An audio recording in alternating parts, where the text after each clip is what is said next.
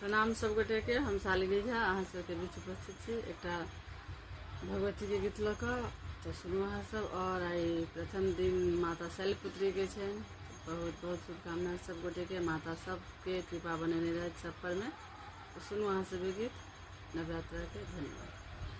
सातोर बहिनिया झूले झूला में, सातोर बहिनिया झूले झूला में, मैया के मने वै दुर्गा पूजा में, मैया के मने वै दुर्गा पूजा में। सातोर बहिनिया झूले झूला में, मैया के मने वै दुर्गा पूजा में, मैया के मने वै दुर्गा पूजा में। लाल रंग चुनरिया, लाल रंग अचरी, लाल रंग साड़ी माला ले लो हम सजनी।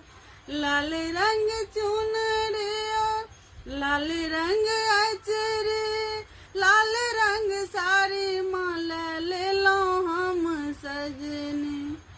गहना गढ़लो सोना रूपा में, गहना गढ़लो सोना रूपा में, गहना गढ़लो सोना रूपा में। मैया के मने वै दुर्गा पूजा में, मैया के मने वै दुर्गा पूजा में। सातोरे बहिनिया झूले झूला में, मैया के मने वै दुर्गा पूजा में। रंग बिरंगक फूल साजे, फूल डाली में 10 दिन सही देव हम साजबाती। रंग बिरंगक फूल साज फूल डाली 10 दिन साही देव हम साजबाती। हे 10 दिन साही देव हम साजबाती। लाल रंग झंडा लहरे पूजा में, लाल रंग झंडा लहरे पूजा में, हे पूजा में। मैया के मने वै दुर्गा पूजा में, मैया के मने वै दुर्गा पूजा में। सातोरे बहिनिया झूले झूला में, मैया के मने वै दुर्गा पूजा में।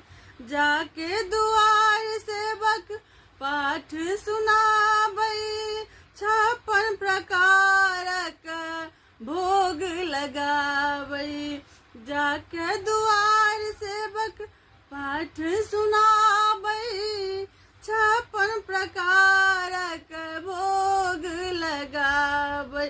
ध्यान लगौने सब पूजा में, ध्यान लगौने सब पूजा में। मैया के मने वै दुर्गा पूजा में, मैया के मने वै दुर्गा पूजा में। सातोरे बहिनिया झूले झूला में, मैया के मने वै दुर्गा पूजा में, मैया के मने वै दुर्गा पूजा में।